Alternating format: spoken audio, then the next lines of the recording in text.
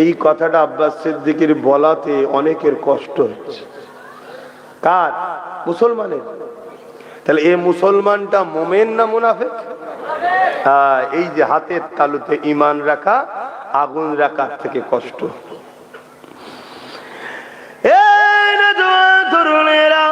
আল্লাহ নবী কত কষ্ট করেছে যে দিন ইসলামের জন্য, আর দুনিয়ার কারো স্বার্থের জন্য, তুমি ঘর বাড়ি টাকা পয়সা স্বার্থের জন্য আমার নবী দুশমনদের বিরুদ্ধে কথা বললে তোমার দিলে যদি ব্যথা হয়, কষ্ট হয়, মনে রেখে দিও তুমি মুনাফিক হয়ে গেছো। তোমাকে কলেমা রদ্দ গোপন করে নিয়ে নতুন করে ইসলামের মধ্যে আসতে হবে, নচেত এই অবস্থায় যদি মারা যাও দুনিয়ার লোক হয়তো বুঝতে পারবে না, তোমার জানাজাতেও যাবে মিনহা খালাকনাকুম ওয়া ফিহা নুঈদুকুম ওয়া মিনহা নুখরিজুকুম তারাতান উখরা বলে তোমাকে মাটিও দিয়ে চলে আসবে। কিন্তু মনে রেখে দিও তুমি বেঈমান হয়ে গেছো, তাই কবরে তোমার জাহান্নামের আগুন আল্লাহ জ্বালিয়ে দেবে, আখিরাতটা বড় ভয়ানক হয়ে যাবে। এই না জওয়ান তরুণেরা, এই মসজিদ মাদ্রাসা চললে, এই দিন ইসলামের জন্য আজ প্যালেস্টাইন বাসীরা তারা নিজেদের পরিবার, নিজেদের ঘর সবকিছুকে উজাড় করে দিল, কিন্তু মসজিদ আকসাকে তারা ছাড়লো না। আজও তারা লড়াই করে যাচ্ছে।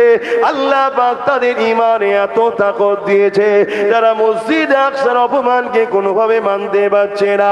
এক পরিবারের 5 সন্তান ছিল, 5 জন ইন্তেকাল করেছে, স্বামীও ইন্তেকাল করেছে। স্ত্রীকে মিডিয়া প্রশ্ন করছে যা আপনার স্বামী চলে গেছে, 5টা সন্তান ছিল চলে গেছে, সেই স্ত্রী বলতে লেগেছে আল্লাহ দিয়েছে, আল্লাহ পাক ডেকে নিয়েছে, ওটা আমার কাছে বড় বিষয় না। আমার কাছে বড় বিষয় হলো আল্লাহর ঘর কোনোভাবে মিটতে দেওয়া যাবে না। আরো জোরে বলুন সুবহান।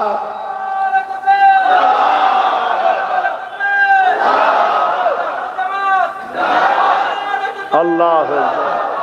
আর আজ আমাদের মুসলিম সমাজের কিছু লোক আছে, আমাদের ঈমান কোথায়, যে না সবই ঠিক আছে, মাদ্রাসা ভাঙছে ভাঙুক গে যাক, আমাকে 50,000 1 লাখ দিলেই হবে, এরম আছে না? নাই। তারা আমার কথা ভালো নজরে নেবে?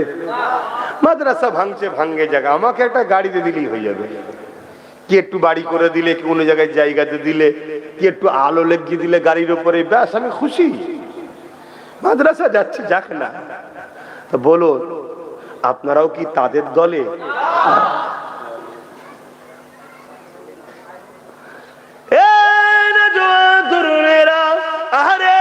নবীকে ভালোবাসার নাম ঈমান, নবীর মহব্বত যদি তোমার আমার অন্তরে থাকে, মনে রেখে দিও আমার নবী পাকের জুতা মোবারক নিয়ে কেউ যদি তুচ্ছ তাচ্ছিল্য করে সে সঙ্গে সঙ্গে কাফের হয়ে যাবে।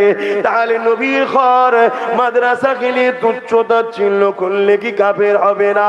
এ যুবকেরা, তরুণেরা, আল্লাহর কোরআনকে নিয়ে কেউ তুচ্ছ তাচ্ছিল্য কি কাফের হবে না? আজ আমি হক কথাগুলো বলছি বলে আজ একদল মানুষ আমার পিছনে লেগে গেছে, কোন অসুবিধা নাই, আরো লাগো। পুরো দুনিয়া যদি আমার মোকাবেলায় চলে আসে আমি তথাপিও তাদের মোকাবেলায় প্রস্তুত রয়েছি ইনশাআল্লাহ। কিন্তু কোরআনের বিরুদ্ধে কেউ কথা বলবে তাকে মেনে নেওয়া যাবে না। আজকে এই মাদ্রাসায় কোরআন শিক্ষা দেওয়া হয়, এই কোরআনের কতটা সম্মান, কতটা মর্যাদা। কিয়ামতের দিনে আল্লাহ পাক এই কোরআনকে সুন্দর করে সাজাবে। এই কোরআন আল্লাহ পাকের আরশে আজিমের নিচে এমন করে কুদরতি ভাবে ঘুরতে থাকবে। আল্লাহ পাকের ক্ষমতা আছে না নাই? এ যুবকেরা, ওই লাউহে মাহফুজে যে রক্ষিত রয়েছে যে কোরআন ধারাবাহিক ভাবে